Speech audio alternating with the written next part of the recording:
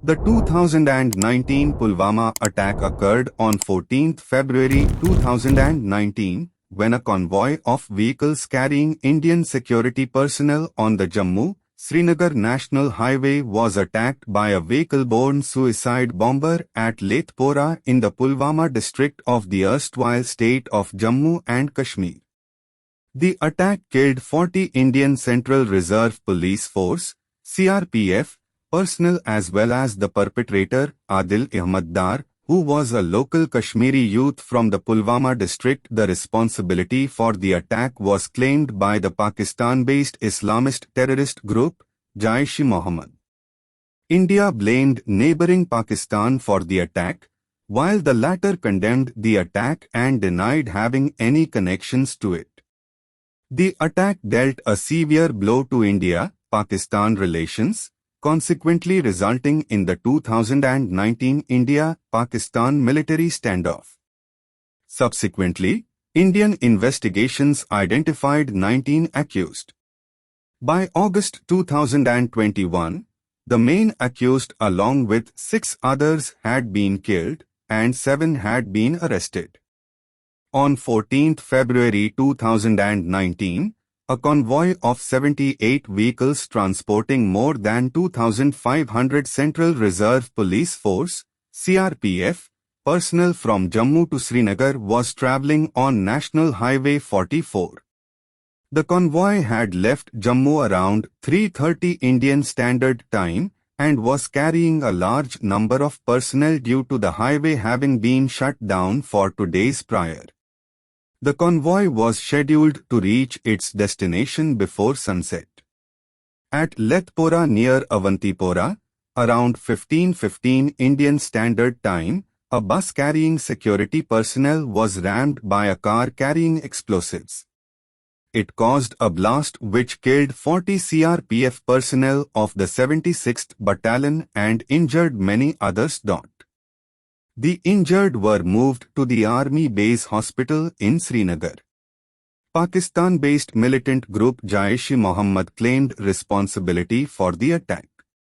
They also released a video of the assailant Adil Ahmad, a 22-year-old from Kakpora who had joined the group a year earlier. Dar's family had last seen him in March 2018, when he left his house on a bicycle one day and never returned. Pakistan denied any involvement, though Jaish-e-Mohammed's leader, Masood Azhar, is known to operate in the country. It is the deadliest terror attack on India's state security personnel in Kashmir since 1989. State funerals of security personnel killed in the attack were held in their respective native places. The government of Punjab announced ex gratia compensation of 12 lakh rupees, $15,000 each to the families of the killed security personnel from the state and a government job to the next of kin. India revoked Pakistan's most favored nation status. The customs duty on all Pakistani goods imported to India were raised to 200%. The Government of India urged the Financial Action Task Force on Money Laundering (FATF) to put Pakistan on the blacklist. The FATF decided to keep it on the grey list and gave Pakistan time till October 2019 to comply with the 27 conditions it had laid down in June 2018 when it was put on the grey list, with an attending caveat. If Pakistan failed to comply, it would be added to the blacklist. On 17th February, the state administration revoked security provisions for separatist leaders. Protests, bandhs and candlelight marches were held across India. There were violent protests in Jammu resulting in a curfew being imposed starting 14th February. The Indian community in the United Kingdom held protests outside the Pakistan High Commission in London. A delegation of Indian doctors cancelled their visit to Pakistan for the 13th Association of Anesthesiologists Congress, organized by the South Asian Association for Regional Cooperation, in Lahore on 7th March. Indian broadcaster D Sport said it would no longer broadcast Pakistan Super League cricket matches. The All Indian Cine Workers Association announced a ban on Pakistani actors and artists in the Indian film industry and stated that strong action would be taken on any organization violating it. The Indian Film and Television Directors Association also announced a ban on Pakistani artists in films and music produced in India. The president of the organization threatened to vandalize the sets of any Indian film production with Pakistani artists.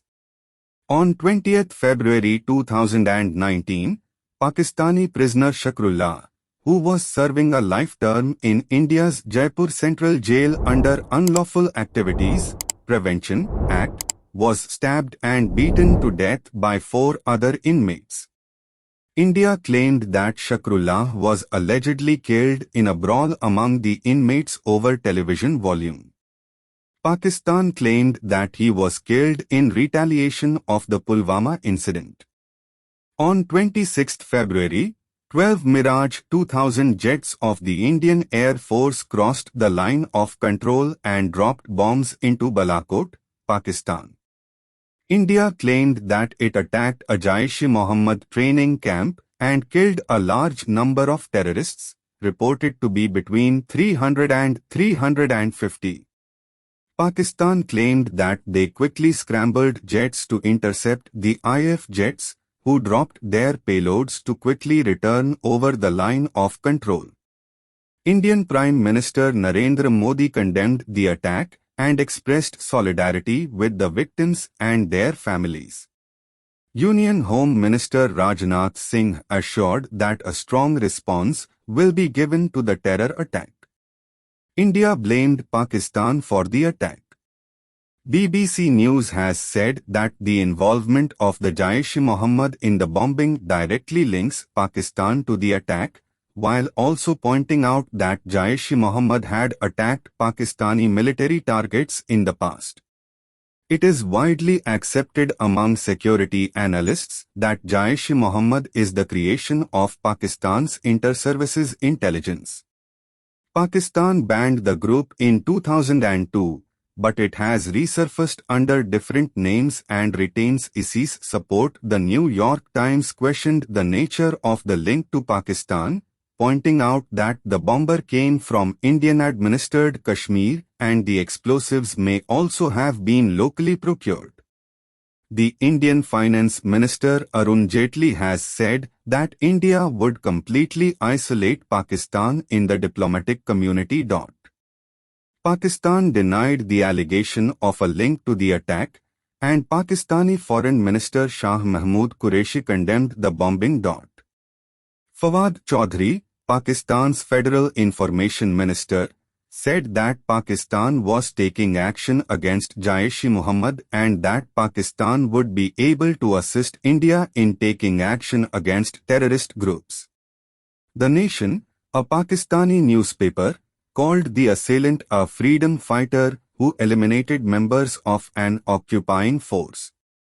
Pakistan and India both recalled their ambassadors for consultations in a tit-for-tat move. On 19 February 2019, Pakistani Prime Minister Imran Khan said that providing safe haven to terrorists was not in Pakistan's interest. He asked for proof of Pakistani involvement and warned India that any military response would be met with retaliation. Indian Ministry of External Affairs responded by criticizing him for not condemning the attack and not offering any condolences for the victims. It said that claims by Adil Ahmad and Pakistan-based Jaish-e-Mohammed was sufficient proof. It said that promises of investigation was unconvincing due to a lack of progress in Mumbai and Pathankot attack investigations. In response to Indian criticism, The newspaper Dawn pointed out that Pakistani Foreign Minister Qureshi had expressed sympathies with the victims soon after the attack. Thank you guys for listening. Please like, share and subscribe.